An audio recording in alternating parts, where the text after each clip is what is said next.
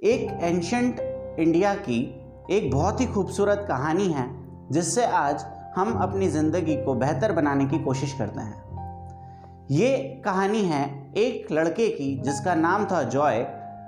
ये सबसे अच्छे से व्यवहार करता था, सबके साथ खुशियाँ बांटता था, सबको खुश रखता था, पर ये कभी भी किसी से खुश नहीं होता था। अब ये क्योंकि छोटा बच्चा था तो इसकी मम्मी जब इसको बोलती थी कि चल सुबह सुबह उठ और स्कूल जा, तो ये वहाँ पर भी परेशान रहता था कि रोज़ सुबह उठा देते हैं और स्कूल भेज देते हैं। जब स्कूल जाता था तो वहाँ पर टीचर केमिस्ट्री, फिजिक्स, मैथ्स वाली टीचर्स पढ़ाती होती थी और इसको कुछ समझ में नहीं आता था तो फिर इसको बुरा लगता था। अब ऐसा ही इसका समय बीतता गया और एक दिन ये इतना फ्रस्ट्रेट हो गया कि ये फॉरेस्ट में चला गया और फॉरेस्ट में जाने के बाद इतना थक गया कि वो घास में ही सो गया। जब वो घास में सो रहा था तो उसके कानों में कुछ फुसफुसाने की आवाज आई। वो आवाज थी, जॉय, ओ जॉय। इसकी आंखें खुलती हैं और ये देखता है कि एक ओल्ड लेडी उसके पास में खड़ी है। अब ये जो ओल्ड लेडी थी उसके हाथ में एक लकड़ी होती है और उसके अंदर एक थ्रेड होता है। फिर जॉय उससे पूछता है कि ये क्या चीज़ है।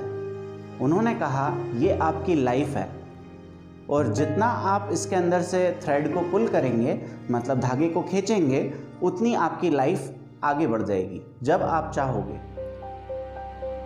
इसको सुनकर जॉय बहुत खुश हो जाता है और उस डंडी को लेकर घर पे आ जाता है। जब वो थ्रेड और डंडी को, स्टिक को लेकर घर पे आता है तो वो इसको ट्राई करने की कोशिश करता है।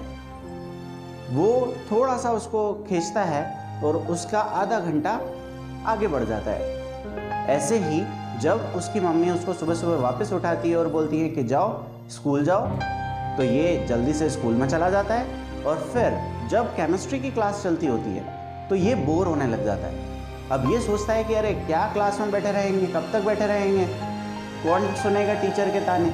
तो इससे अच्छा है कि अपन तो 5th लेक्चर्स में चलते हैं जिसके अंदर स्पोर्ट्स है। और ये फिर पुल करता है वो थ्रेड को और जैसे ही पुल करता है इसके पाँचवां पीरियड लग जाता है और ये डायरेक्ट प्लेग्राउंड में पहुंच जाता है।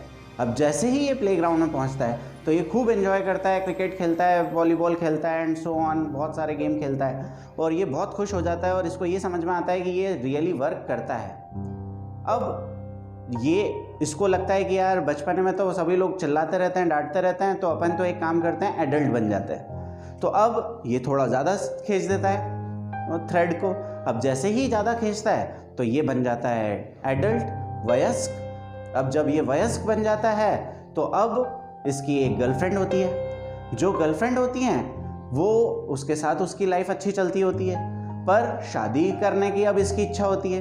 तो ये सोचता है कि फिर मैं खींचूं और शादी हो जाए। तो फिर ये खींचता है और इसकी शादी हो जाती है, 2 बच्चे हो जाते हैं। अब इसके ऊपर रिस्पॉन्सिबिलिटीज़ आ जाती हैं। फिर ये सोचता है कि अरे ये भी कोई लाइफ है जिसमें रिस्पॉन्सिबिलिटीज़ हैं एंड ऑल दिस थिंग्स हैं, तो इससे अच्छा तो मैं पहले ही फ्री था। या फिर अब बूढ़े ही हो जाते हैं, उसके अंदर कोई चिंता नहीं, सब बच्चे ही करते रहेंगे।